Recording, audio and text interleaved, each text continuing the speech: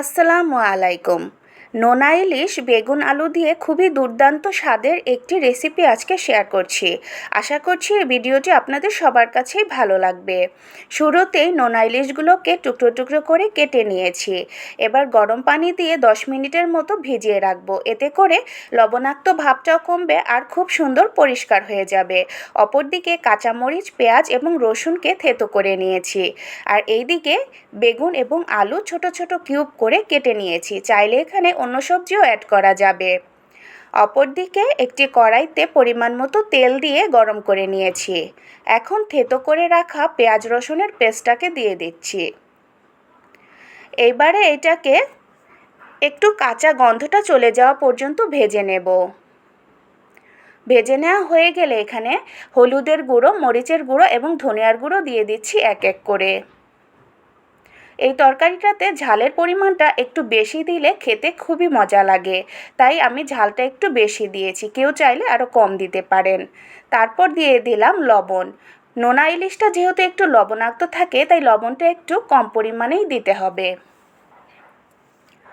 এবার সবগুলোকে একটু নেড়েচেড়ে মিশিয়ে নেওয়ার পর ধুয়ে পরিষ্কার করে নেওয়া নোনা ইলিশের টুকরোগুলোকে দিয়ে দিলাম।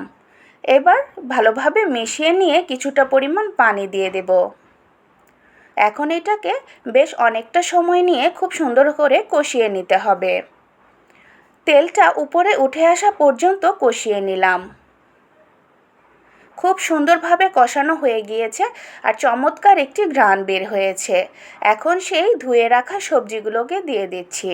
সবজির সাথে মশলাগুলোকে খুব ভালোভাবে এখন একত্রে মিশিয়ে নেব। মেশানো হয়ে গেলে চুলার আঁচটা মিডিয়ামে রেখে ঢাকনা দিয়ে ঢেকে 10 মিনিট কষিয়ে নেব। কষানোর এই পর্যায়ে সবজি থেকে বেশ খানিকটা পানি বের হয়েছে। এই পানিটা দিয়েই বাকি কষানোর কাজটা করে নেব। এতে করে সবজিটা 80% মতো সেদ্ধ হয়ে যাবে। আবারও ঢাকনা দিয়ে ঢেকে আরও কিছুক্ষণ কষিয়ে নিলাম। তো সবজি থেকে তেলটা একদম সাইডে ভেসে উঠেছে। এখন এটাকে আরেকটু ভালোভাবে নেড়েচেড়ে নিচ্ছি। এই পর্যায়ে দিয়ে দিব এখানে আর কিছুটা পানি। তো নাড়ার সময় আলুটাকে একটু চেক করে নিচ্ছি সেদ্ধ হয়েছে কিনা। প্রায় সিদ্ধ হয়ে গিয়েছে। আর কিছুটা পানি এখানে দিয়ে এখন হাই হিটে করে এটাকে 10 মিনিট রান্না করে নেব। এই রান্নাটা চাইলে একদম শুকনো ভাজা ভাজা করা যায়, আবার মাখা মাখাও রান্না করা যায়। দুইভাবে খেতেই খুবই সুস্বাদু হয়। তো আমি রান্নাটা একটু মাখা মাখা করেই করব। এই যে এই পর্যায়ে আমি এটাকে নামিয়ে নেব। রান্নাটা কিন্তু আমার একদম কমপ্লিট হয়ে গিয়েছে। আর এই তরকারিটা খেতে এতটাই সুস্বাদু হয় যে না খেলে কেউ বুঝতেই পারবেন না। তো আজকের ভিডিওটি কেমন লাগলো অবশ্যই কমেন্টসের মাধ্যমে জানিয়ে দেবেন।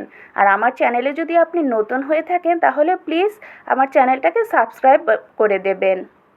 আর এ ধরনের সহজ রেসিপি পেতে আমার সাথেই থাকবেন। আল্লাহ হাফেজ।